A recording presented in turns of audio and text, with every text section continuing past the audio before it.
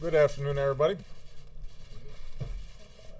My number one priority right now is doing everything that I can every single day to create jobs faster and to provide more security for middle-class families and those trying to get into the middle class. And at this moment, that means making sure that nearly 160 million hardworking Americans don't see an increase in their taxes on January 1st. A year ago at this time, both parties came together to cut payroll taxes for the typical American family by about $1,000. But as soon as this year ends, so does that tax cut. If Congress fails to renew this tax cut before then, that same family will see a tax hike of about $1,000 a year. There aren't many folks, either in the middle class or those trying to get into the middle class, who can afford to give up $1,000. Not right now. And that's why Congress must act. Although the unemployment rate went down last month, our recovery is still fragile. And the situation in Europe has added to that uncertainty. And that's why the majority of economists believe it's important to extend the payroll tax cut. And those same economists would lower their growth estimates for our economy if it doesn't happen. Not only is extending the payroll tax cut important for the economy as a whole, it's obviously important for individual families. It's important insurance for them against the unexpected. It will help families pay their bills. It will spur spending. It will spur hiring. And it's the right thing to do. And that's why in my jobs bill I propose not only extending the tax cut, but expanding it to give a typical working family a tax cut of $1,500 next year. And it was paid for by asking a little more from millionaires and billionaires. A few 100,000 people paying a little bit more could have not only extended the existing payroll tax cut, but expanded it. Last week, virtually every Senate Republican voted against that tax cut. Now, I know many Republicans have sworn an oath never to raise taxes as long as they live. How can it be that the only time there's a catch is when it comes to raising taxes on middle-class families? How can you fight tooth and nail to protect high-end tax breaks for the wealthiest Americans and yet barely lift a finger to prevent taxes going up for 160 million Americans who really need the help? It doesn't make sense. Now, the good news is I think the American people's voices are starting to get through in this town. I know that last week Speaker Boehner said this tax cut helps the economy because it allows every working American to keep more of their money. I know that over the weekend, Senate Republican leaders said we shouldn't raise taxes on working people going into next year. I couldn't agree more. And I hope that the rest of their Republican colleagues come around and join Democrats to pass these tax cuts and put money back into the pockets of working Americans. Now, some Republicans who have pushed back against the idea of extending this payroll tax cut have said that we've got to pay for these tax cuts. And I just point out that they haven't always felt that way. Over the last decade, they didn't feel the need to pay for massive tax cuts for the wealthiest Americans, which is one of the reasons that we face such large deficits.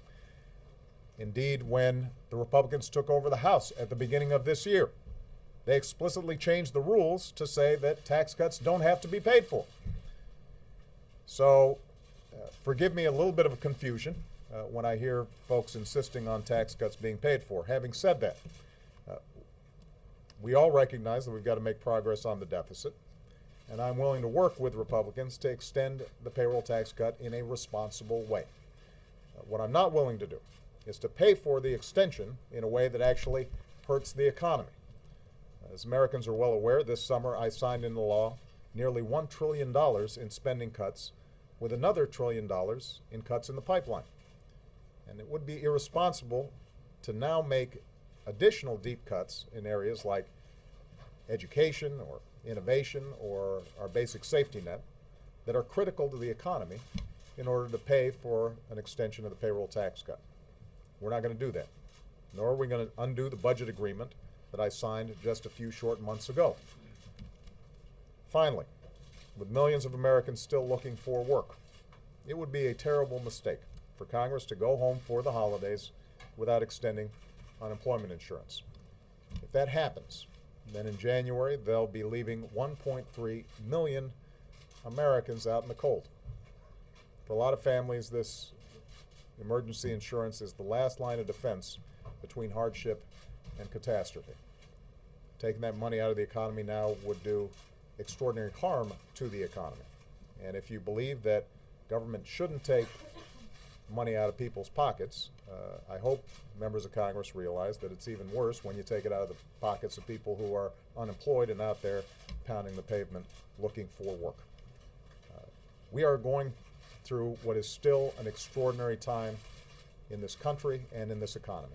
And I get letters every single day, and I talk to people who say to me, this unemployment insurance is what allowed me to keep my house before I was able to find another job. This is what allowed me to still put gas in the tank to take my kids to school. We cannot play games with unemployment insurance when we still have an unemployment rate that is way too high. I've put forward a whole range of ideas for reform of the unemployment insurance system, and I'm happy to work with Republicans on those issues. But right now, the most important thing is making sure that that gets extended as well. This isn't just something that I want. This isn't just a political fight. Independent economists, some of whom have in the past worked for Republicans, agree that if we don't extend the payroll tax cut and we don't extend unemployment insurance, it will hurt our economy. The economy won't grow as fast, and we won't see hiring improve as quickly. It'll take money out of the pockets of Americans just at the time when they need it. It'll harm businesses that depend on the spending just at the time when the economy is trying to get some traction in this recovery. It'll hurt all of us, and it will be a self-inflicted wound. So, my message to Congress is this. Keep your word to the American people and don't raise taxes on them right now. Now's not the time to slam on the brakes. Now's the time to step on the gas. Now's the time to keep growing the economy, to keep creating jobs, to keep giving working Americans the boost that they need. Now's the time to make a real difference in the lives of the people who sent us here. So let's get to work. Thank you very much.